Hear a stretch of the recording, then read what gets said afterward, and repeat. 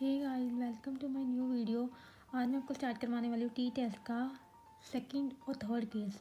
ये मैंने ये सिर्फ टी टेस्ट के सिर्फ 2 केसेस रह गए थे, तो मैंने क्या किया, दोनों केसेस पहले ही सॉल्व कर लिए और अब मैं आपको इन दोनों केसेस का A to Z समझाऊंगी कि मैंने किस तरीके से सॉल्व किया हो।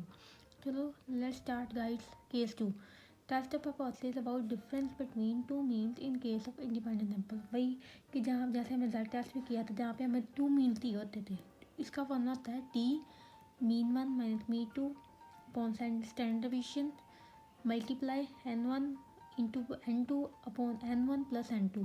और स्टैंडर्ड डिवीजन के निकालने का formula x1 plus mean x1 की whole square plus x2 plus minus mean x2 की whole square upon n1 plus n2 minus 2। ये हमारा डिग्री ऑफ फ्रीडम है। जैसे हमने पिछली वीडियो में ये देखो, हमारा यहाँ पे डिग्री ऑफ फ्रीडम n-1 था, इसी तरह यहाँ पे सेकंड केस में हमारा डिग्री ऑफ फ्रीडम होगा n1 प्लस n2 माइनस 2। यहाँ इस डिग्री ऑफ फ्रीडम से हम अपनी टैबलेटेड वैल्यू चेक करेंगे। यहाँ पे हमें यहाँ पे फॉर एग्जांपल निकालते हैं। मैंने कैसे किया, in a test given to group students the marks obtain and following.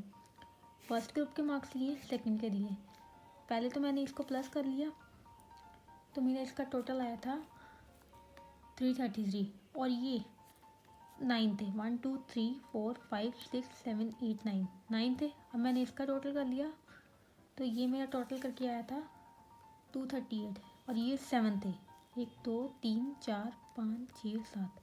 फिर मैंने इसको डिवाइड कर दिया, मेरा मीन वन 37 निकला और मीन 2 34। अब मैंने क्या किया, 18 में से 37 माइनस कर दिया, 20 में से 37, मतलब सारी वैल्यूज़ को एक दूसरे से माइनस कर दिया और फिर उसका स्क्वायर रूट कर दिया। 19 के स्क्वायर 361, ऐसे सबका स्क्वायर रूट कर दिया।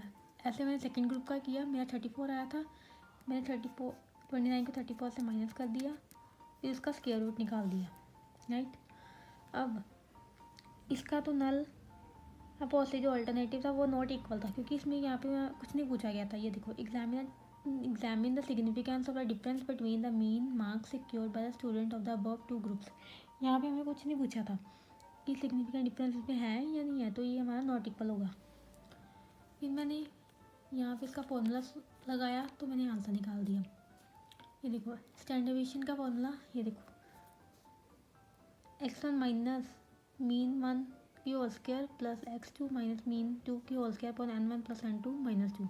ये था तुम्हारा 1 का निकला था 238, दूसरे का 386। इन दोनों को प्लस किया, नीचे एक था 9 और दूसरा था 7, n1 n2 माइनस 2। इसको प्लस माइनस किया, अंडर रूट किया, तुम्हारा ये आ गया 10.42।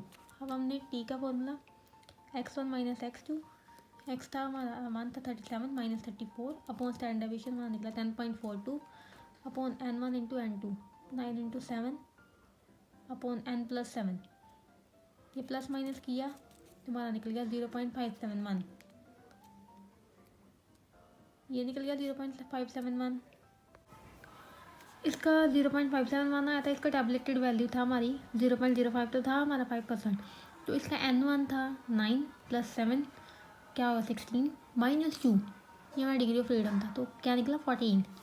0.05 इसका हाफ वैल्यू, क्योंकि टू टेल टेस्ट है। 2.145, ये देखो 2.145 कैलकुलेटेड वैल्यू अब छोटी है टैबलेटेड वैल्यू से, तो ये एक्सेप्ट होगा। अब हम सेकंड केस समझते हैं। देखो, मतलब थर्ड केस।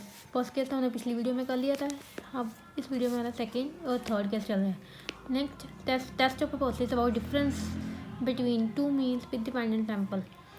यहाँ पे हमें डिपेंडेंट सैंपल्स दिए होंगे, यहाँ पे सिर्फ और सिर्फ हमें स्क्वायर रूट करने की ज़रूरत है।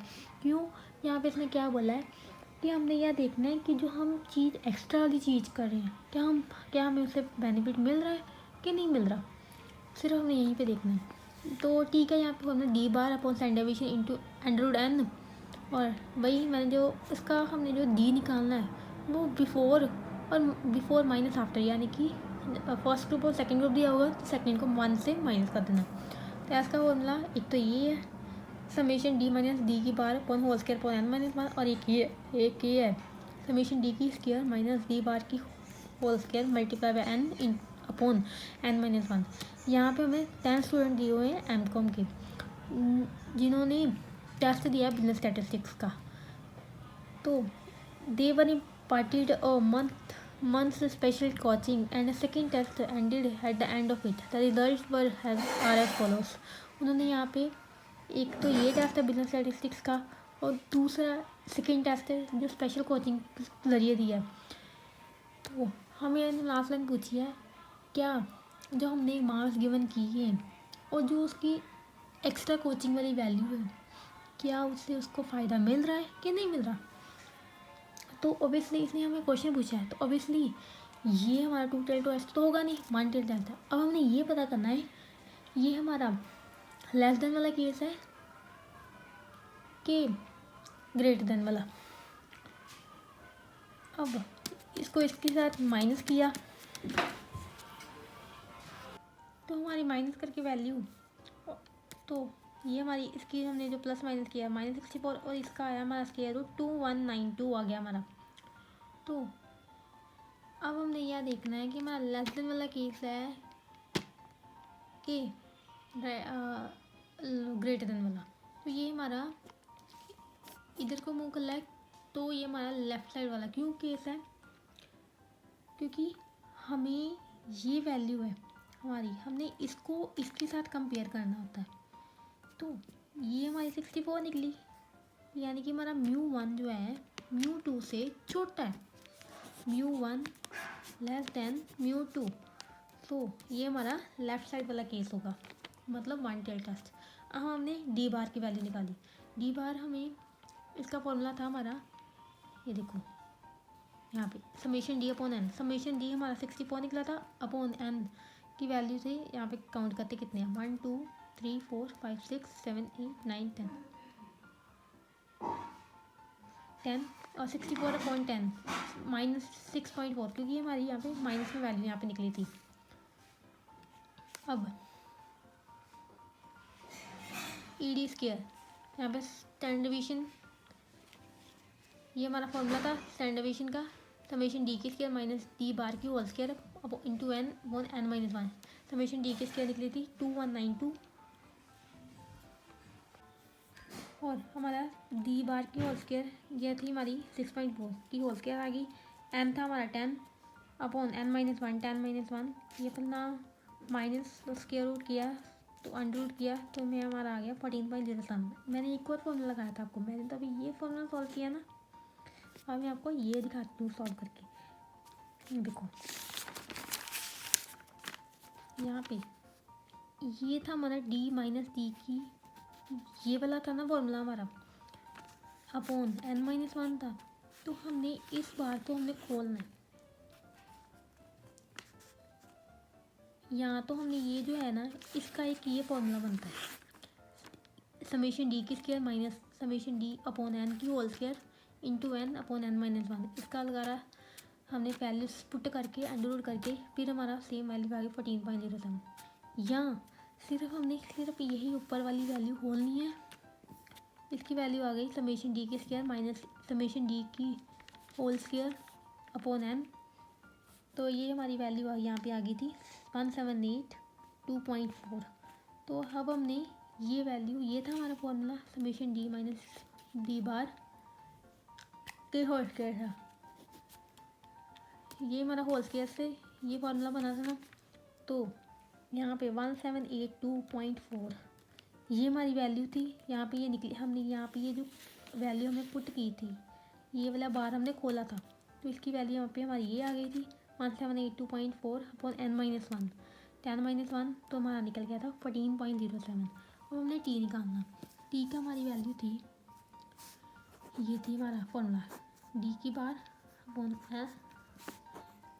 एन, डी की बार था हमारा 6.4, याद होगा आपको, -64 अपॉन 14.07, ये हमारा निकला था। मैंने आपको तीनों फॉर्मूले से करके दिखाया, स्टैंडर्ड डिवीजन के 3 तरह के फॉर्मूले, तीनों से मैंने करके दिखा दिया आपको, इंटू अंडर रूट 10, इन सारे सभी को सॉल्व करके आ गया था हमारा 1.437। वैसे तो यहाँ पे माइनस लगता है, मैंने आपको पिछली वीडियो में क्या बताया था, टी टेस्ट में माइनस नहीं लगता, चाहे वो 2 टेल टेस्ट हो 1 टेल टेस्ट हो चाहे कोई भी हो, उसमें माइनस नहीं लगता। तो हमारे यहाँ पे डिग्री ऑफ फ्रीडम था हमारा n-1, n-1 था हमारा 9। अब यहाँ पे हम डिग्री ऑफ फ्रीडम चेक करते हैं अपनी। तो पहले हम यहाँ पे देख लेते हैं, हमें कोई यहाँ पे इन्होंने कुछ बताया तो नहीं था कि हमारा लेवल सिग्निफिकेंस ये है। यस, हमें बताया हुआ था हमारा लेवल सिग्निफिकेंस है हमारा 5%। तो हम अपना 5% से चेक करते हैं। ये था हमारा 1 टेल टेस्ट, तो हमने यहाँ से नहीं, अब यहाँ से देखना है क्योंकि ये हमारा 1 टेल टेस्ट 0.05 10-1 9 1.833 1.833 1.833 1.437 से बड़ा है, यानी कि कैलकुलेटेड वैल्यू टैबुलेटेड वैल्यू से छोटी है, तो ये हमारा क्या होगा, एक्सेप्ट। आई होप गाइस आपको आज का जो मैंने कंसेप्ट टी टेस्ट का सेकंड और थर्ड के समझाया वो आपको क्लियर हो गया होगा। इसके साथ हमारा टी टेस्ट भी ख़त्म होता है।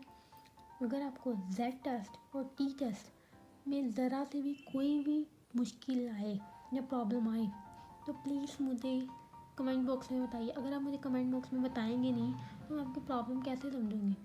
प्लीज़ मेरे चैनल को ज़्यादा से ज़्यादा शेयर कीजिए, लाइक कीजिए, कमेंट कीजिए। अगर आपने मेरे चैनल को अभी तक सब्सक्राइब नहीं किया तो प्लीज़ करिए। Thank you.